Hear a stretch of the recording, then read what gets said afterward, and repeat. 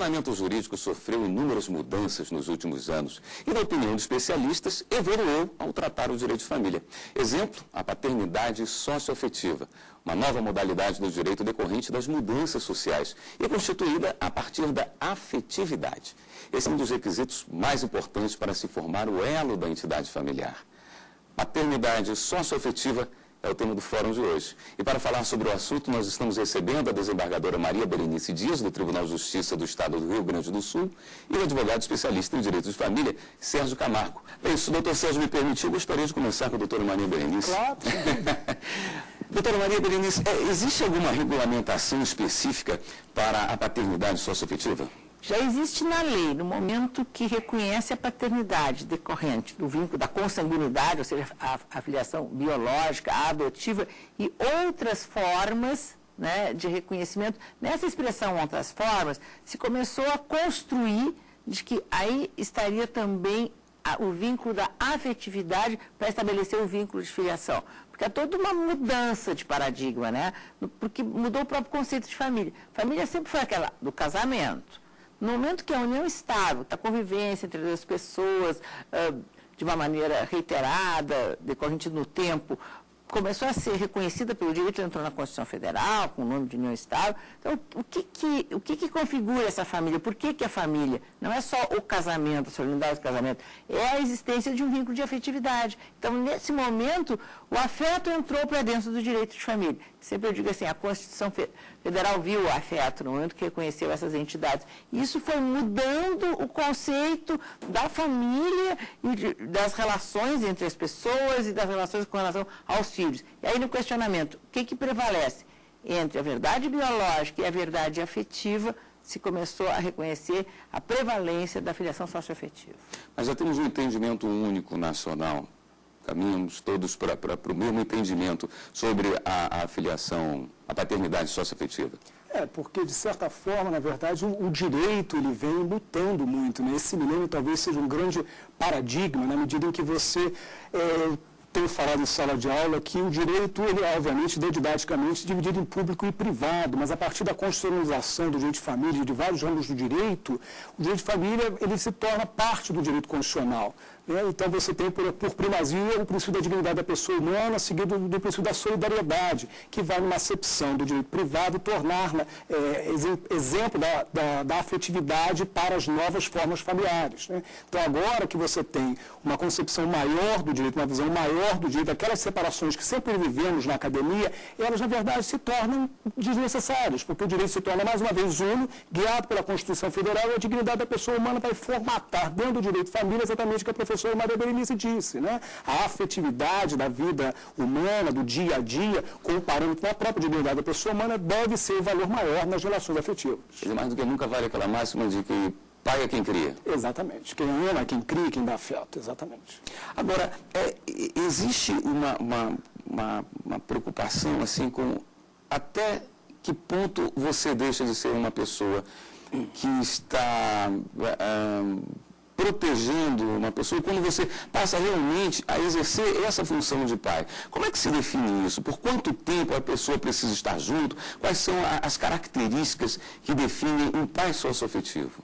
Bom, a questão da afetividade, a questão da convivência, as relações familiares mutaram muito, né? Eu me lembro quando eu era criança, tempos atrás, havia uma outra forma, né? O patriarcado criou uma relação sempre centrada no homem, naquela figura paterna, né? De respeito, né? O respeito não se dava era muito dos filhos para com os pais, não tanto dos pais para com os filhos, né? Então, na verdade, agora eu tenho um filho de 14 anos de idade, então se percebe que há uma necessidade de uma aproximação maior, uma necessidade de se tornar amigo dos filhos, né?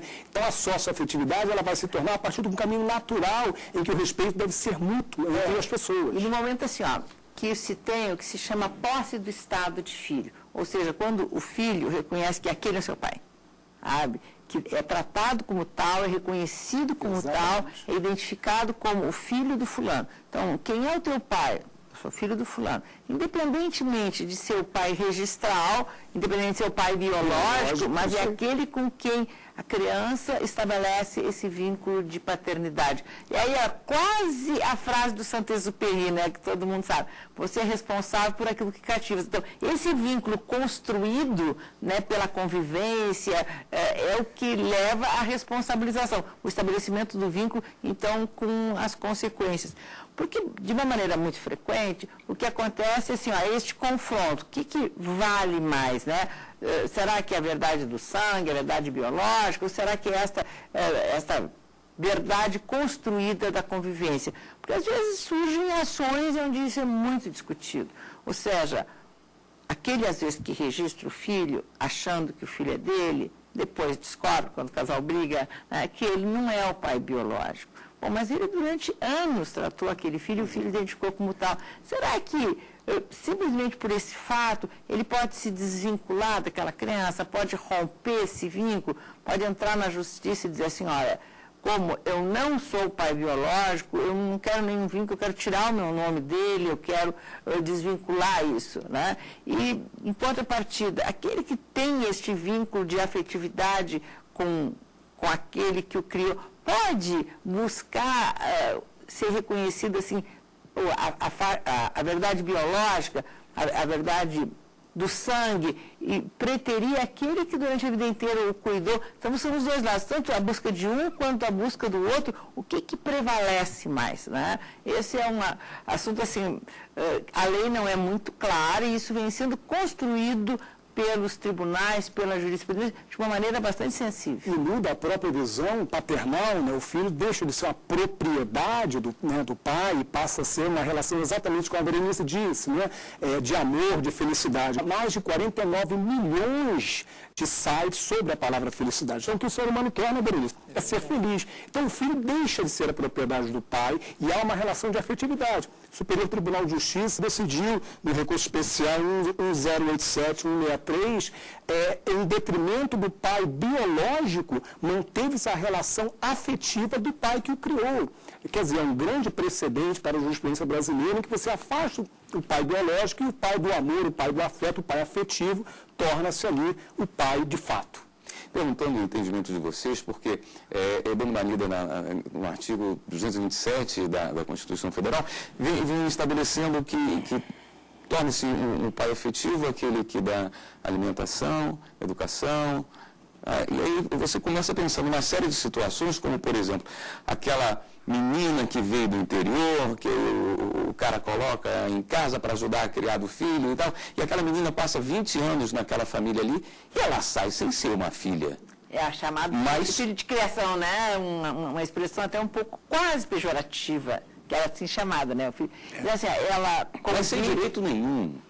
Não, mas isso é o que está mudando, né? Exatamente. Então, assim, o que se começou a admitir, né? A possibilidade de alguém buscar na justiça a declaração da existência desta filiação socioafetiva. Eu não sou filho, eu sei que não sou filho, mas eu fui criado como tal, eu recebi, sabe, toda essa convivência e essa atenção, então eu tenho do direito de ser reconhecido como tal. Inclusive tem uma decisão bem recente do Superior Tribunal Eleitoral que disse que este filho de criação, né, esse filho que convive como filho e não o é, ele é inelegível, ou seja, a lei da elegibilidade, que diz na Constituição Federal que os parentes não podem um concorrer se o outro está ocupando algum cargo público, para evitar, né, o continuismo de uma família, reconheceu que esse, ainda que não seja filho, ainda que não seja registrado como tal, pelo simples fato de ter este vínculo de filiação socioafetiva, ele foi impedido de concorrer. Então, no fundo, é a prevalência da filiação socioafetiva com relação à verdade até registral, porque o registro de nascimento desse filho não estava com relação a esse pai. E aí você consegue perceber, pela fala da Berenice, uma visão macro que o direito passa a adotar a partir do princípio da República Federativa do Brasil, constante no artigo 3º da nossa Constituição, que fala da solidariedade, em que um direito que era excludente, esses filhos de criação que a Berenice citou, agora é um direito que é includente, ele passa a incluir uma relação familiar. Desde a Constituição Federal, que filho deixou de ser, de admitir algum tipo de adjetivo. Porque antes existia, né, o filho ilegítimo, o filho legítimo, o filho adulterino, o filho incestuoso, sabe? Toda uma categoria de prestigiar. Filho era aquele, né, decorrente do casamento. Mas assim, esta tentativa de rotular e, via de consequência, excluir, ou seja, o filho ilegítimo ele não podia ser reconhecido. Qual era a proposta? A proposta era que, bom, homens não devem ter relações extramatrimoniais, porque se tiver o filho não pode ser reconhecido. Mas, assim, deveria ser, a proposta do legislador era preservar a família. Só que quem saía prejudicado era o filho, porque ele não tinha nenhuma culpa de ter nascido de uma relação extraconjugal. O adjetivo negativo do filho bastardo, horrível, como extraconjugal, né? E isto mudou a partir da Constituição Federal. E a coisa até, às vezes, até caminha bem, até que se passa a repartir a herança. Aí, normalmente, a coisa desanda. Mas eu gostaria de conversar sobre isso com os senhores no próximo bloco. Nós vamos um rápido intervalo. No próximo bloco, vamos saber mais sobre paternidade socioafetiva. Voltamos em instantes.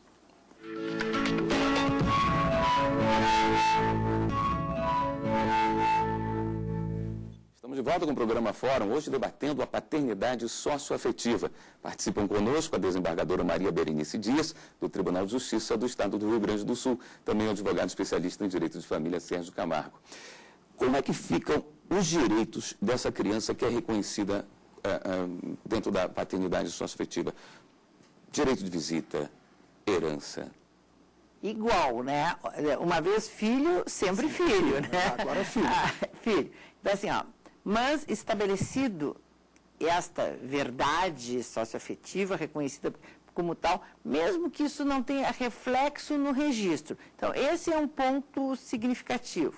Ou seja, a pessoa tem o direito de conhecer, muitas vezes, a sua verdade biológica, a sua ascendência. Ele pode buscar o filho, então, ele tem um vínculo de filiação, sabe, eventualmente, que aquele pai que o registrou não é o seu pai biológico, ele tem um pai biológico com o qual ele não tem uma convivência, ele tem um vínculo de filiação socioafetiva com aquele que o registrou. Então, com um, ele tem o registro e tem o vínculo de filiação afetiva. Com o outro, existe uma verdade biológica. Então, no momento que ele busca na justiça o reconhecimento do direito da paternidade biológica, ele estaria, então, abrindo mão daquele pai afetivo. E esta distinção a justiça vem fazendo. As pessoas, então, têm o direito de buscar e identificar a existência, eu sou o filho biológico do fulano de tal, só que eu continuo sendo, no papel registrado com relação àquele que o registrou, pela existência do vínculo da filiação socioafetiva. Ele só vai conseguir alterar se ele não tiver um pai afetivo, tiver só um pai registral. Ou seja, aquele que eventualmente registra. Isso acontece de uma maneira frequente, aquele assim, de um homem que se apaixona por uma mulher que já tem um filho e tal, sabe, compra o kit completo, vai lá e registra o filho como se fosse dele, né, que chamada adoção à brasileira, sabe? Então, não, quero constituir a família, quero ter o mesmo nome. Depois, quando esse casal termina, o que ele quer? Ele não quer só se ver livre da mulher, ele também quer se ver livre daquele filho, porque ele tem obrigações com relação àquele filho, e vem negar a paternidade, vem querer desfazer aquele vínculo. Não, eu fiz, eu registrei, eu sabia que não era meu e tal. Isso a justiça não tem permitido. Principalmente quando esses questionamentos envolvem até as questões de ordem sucessória, que até ficam sendo mais delicadas. Então, porque às vezes, assim, morreu um pai, aquele que registrou, eventualmente, né, o filho ganhou herança do pai. Aí depois ele vem entrar com ação buscando ser reconhecido qual é a sua filiação biológica, e se tiver alteração do registro, ele eventualmente vai ganhar outra herança desse outro pai. Com isso a justiça lida mal. Eu até confesso que eu não vejo nenhuma dificuldade que a pessoa, possa receber a herança de um e depois receber. Mas essa monetarização, né, do afeto, não, só está indo atrás em função do dinheiro. Eu não tenho essa repugnância total, acho que não tem esse efeito, mas há uma dificuldade muito grande em se permitir que alguém busque o reconhecimento de uma paternidade, principalmente quando ele já ganhou herança de um dos pais e vai atrás da outra paternidade. É exatamente sob pena de você ter o pai afetivo e o pai econômico, aquele apenas que custeou, né? E casos há, hoje em dia, que você observa, não só no Brasil, em que muitas vezes o pai não é o biológico e a mãe, a genitora, vem a falecer e o pai biológico opta e quer permanecer na guarda do filho e mesmo que outros membros da família pretendam a guarda por diversas questões, é mantida judicialmente, já tivemos precedentes do Brasil, o pai é afetivo, em detrimento de familiares que teriam, em tese, biologicamente, um direito supra o pai afetivo. Essa solicitação só pode partir do filho.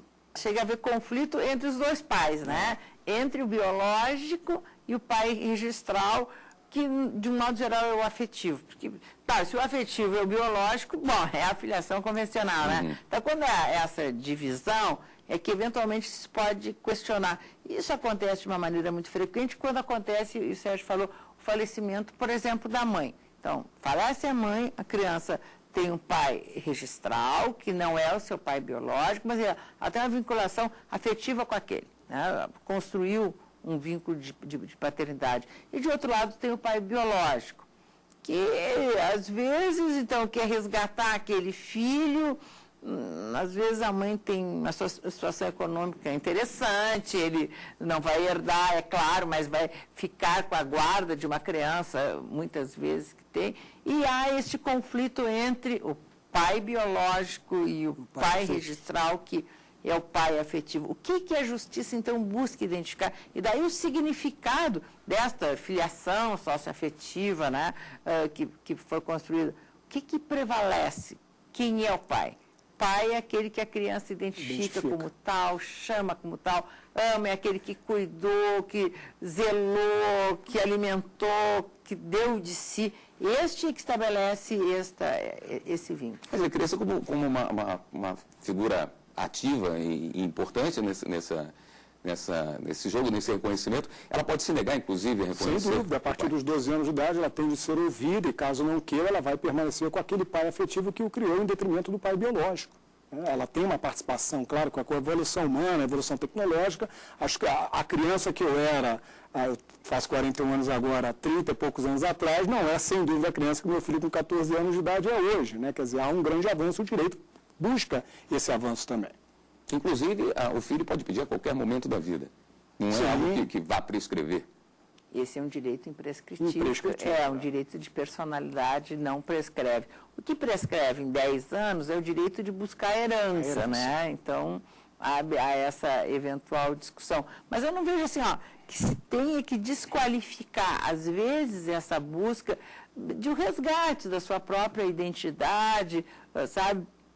Presa nessas questões econômicas. Porque em outra situação também se questiona muito esta verdade biológica, que é algo novo. Então, essa construção da filiação socioafetiva, ela começou a bater nas portas dos tribunais quando havia, por exemplo, o abandono. Normalmente a mãe abandonava o filho no nascimento, porque socialmente, né, a mulher ficava muito desprestigiada em ter um filho, uma mãe solteira, enfim, e o filho era entregue para alguém, ou em adoção, ou ficava com alguém da família, e depois ela se arrependia e vinha buscar o filho. Então, era o primeiro confronto que começou a surgir, bater nas portas dos tribunais. Ou seja, entre aquela que criou e a mãe biológica que se arrepende. E aí se começou a construir, disse, não, tem que prevalecer, não a verdade biológica, mas a verdade afetiva. E esta nova construção, que tem muito da participação do próprio IBDFAM, Instituto Brasileiro de Direito de Família, que construiu, sabe, todos esses novos conceitos, de que esta linha de identificação tendente ao reconhecimento de prevalecer a filiação socioafetiva, ela surge nesses momentos mais modernos, que são essas técnicas de reprodução assistida, que se usa muito com frequência a chamada barriga de aluguel. Ou seja, quem é o pai? Quem é a mãe? Será que é aquele que doou material genético? Será que é aquela que carregou o filho no ventre, sabe? E o filho é de outra pessoa? Aonde se identifica? Onde se estabelece? Porque uma criança pode ter, no fundo, hoje em dia, mais de um pai, né? Sim. Ou uma pessoa que não tenha nem par pode ter um filho, né? Mesmo assim. Onde é que vai se estabelecer a filiação? Será que é aquele que simplesmente gestou ou aquele que cedeu o material, aquela mulher que carregou no filho. Não, é aquele que quis o filho. Exatamente. E você percebe no exemplo da Berenice o desejo voluntário daquele que não poderia biologicamente reproduzir e busca, de alguma maneira, a conquista, né, da filiação, e aí o direito se vê diante dessa situação. Quando as crianças são maiores, o direito hoje vem buscando sempre o melhor interesse da criança. Quer dizer, onde ela está estabelecida, o meio social, quer dizer, qual vai ser o impacto no seu crescimento, a retirada dela do meio social, né? E tanto o Código Civil como o Estatuto da Criança e do Adolescente vem se preocupando muito o Judiciário, principalmente no Rio Grande do Sul, tem sido, né, muito atento a isso, qual é o melhor interesse para a criança. Muitas das vezes é realmente a partir dessa voluntariedade, da socioafetividade, que nem sempre se dá com o pai biológico. E é esse parentesco que surge quando o pai não biológico se torna o pai socioafetivo, ele se estende também para os outros parentes desse pai? Por exemplo, irmãos podem vir a se casar? Socioafetivos? Pois é, mas esses são impedimentos para o casamento. E por isso é que fica sempre a janela aberta para se identificar qual é a verdade biológica. Esses impedimentos, eles existem por questões de ordem biológica, mais do que de ordem sociais. Mas, no momento que é estabelecido a filiação socioafetiva, bom, ela tem efeito registral, ou seja, não, é esse o pai, vai lá e registra o nome. Então, quando é declarado judicialmente que o pai é aquele, vai e isso acompanha o registro. E no momento que essa criança está registrada no nome de uma determinada pessoa, todos esses impedimentos surgem com relação a ele e surgem também com relação ao biológico, que é o que acontece na adoção.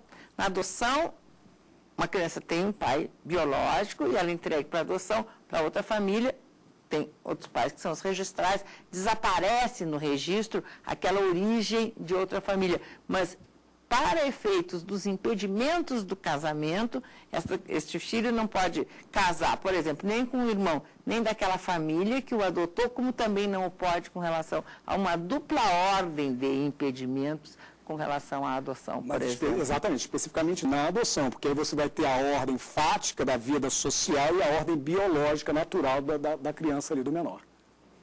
Quer dizer, efetivamente não existe nenhuma diferença entre o filho biológico e o que tem reconhecimento do pai socioafetivo. Ao menos assim, de quem tem o pai socioafetivo, porque depois que é reconhecido, desaparece. Sabe, o pai biológico, quer dizer, se filho não tem adjetivo, pai agora também não tem mais. Não tem mais. Né? Existindo o vínculo, há a possibilidade de se buscar judicialmente este reconhecimento para todos os efeitos. E esta é uma construção que se vem fazendo importante, né? Que, vincado pela jurisprudência, acho que a trajetória dessa justiça um pouco mais sensível que nós temos, cada vez mais presente. Acho que o nosso judiciário está muito aberto para enxergar, como eu chamo assim, a realidade da vida como ela é. Então, se estabelecendo o vínculo de filiação socioafetiva, ele vem sendo reconhecido judicialmente, é esse que prevalece para todos. E é curioso ouvir uma ex-embargadora de 35 anos de magistratura falar isso, e com a modernidade que ela dá este exemplo, porque a lei de introdução ao Código Civil já falava isso há décadas atrás, que o direito tem que atender também a sua função social. E não atendia. Hoje em dia ele está muito mais sensível para o meio ambiente da criança, o que é melhor para ela, né? E qual é a realidade da vida fática, né? Se você observar a Constituição Federal, ela foi uma grande inovadora que veio a permitir as polifamílias, porque o Código Civil anterior, ele não previa. O Código Civil atual não trata uma linha sobre as relações homoafetivas, né? Toda a integração feita foi a partir de interpretações sistemáticas que se iniciaram na jurisprudência. O nosso legislador, de certa forma, ficou um pouco omisso nessa questão. Bom, o fórum fica por aqui. Muito obrigado pela participação da desembargadora Maria Berenice Dias, do Tribunal de Justiça do Rio Grande do Sul, também o advogado especialista em direito de família, Sérgio Camargo. E você pode enviar sugestões para o nosso programa. O endereço eletrônico é fórum@stf.jus.br. Até a próxima semana.